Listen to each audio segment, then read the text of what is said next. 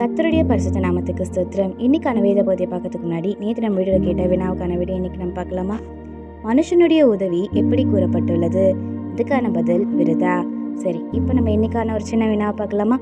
சத்துருக்கள் என்றால் என்ன? இதுக்கான பதிலை கமெண்ட்ஸில் சொல்லுங்கள். சரியான பதிலை நாளைக்கான வீடியோவில் சொல்கிறேன். இப்போ நம்ம இன்னைக்கான வேத பகுதியை பார்க்கலாமா? சங்கீதம் 36 அதிகாரம் 15 வசனம். என் காலங்கள் உமது கரத்தில் இருக்கிறது. என் சத்துருக்களின் கைக்கும் என்னை துன்பப்படுத்துகிறவர்களின் கைக்கும் என்னை தப்புவியும். My times are in your hands. Deliver me from the hands of my enemies, from those who pursue me. Psalm 31:15. இதை நம்ம ஒரு சின்ன கதையாக பார்த்துக்கலாமா? லிடியான்ற ஒரு இளம்பெண் அவளுடைய தந்தை இறந்ததுக்கு அப்புறமா மாமாவின் வீட்டில் வாழ்ந்து வந்தாலாம்.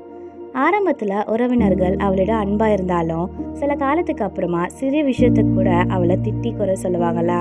லிடியா ரொம்பவே மனவேதனையுடன் இருந்தாளாம். இரவு நேரங்களில் அமைதியாக அழுவாளாம்.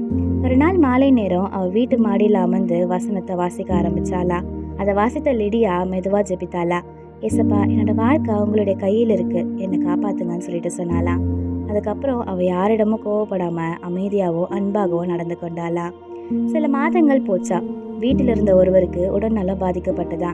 மற்றவங்க யாருமே சரியாக கவனிக்காத நேரத்தில் லிடியா அன்போடு அவரை பார்த்து கொண்டாளா. அதை பார்த்த உறவினர்கள் அவளை தவறாக நடத்தினதை உணர்ந்து மனம் மாறினாங்களா. அவங்க லிடியா கிட்ட மன்னிப்பு கேட்டாங்களா. அப்போ லிடியா உணர்ந்தாலாம், மனிதர்கள் காயப்படுத்தினாலும் தேவன் தன் பிள்ளைகளை ஒருபோதும் கைவிட மாட்டார்னு. அவளுடைய காலங்கள் உண்மையிலே தேவனுடைய கைகளில் தான் இருக்குன்னு சொல்லிட்டு அவள் புரிந்து கொண்டாலாம். ஆமேன்.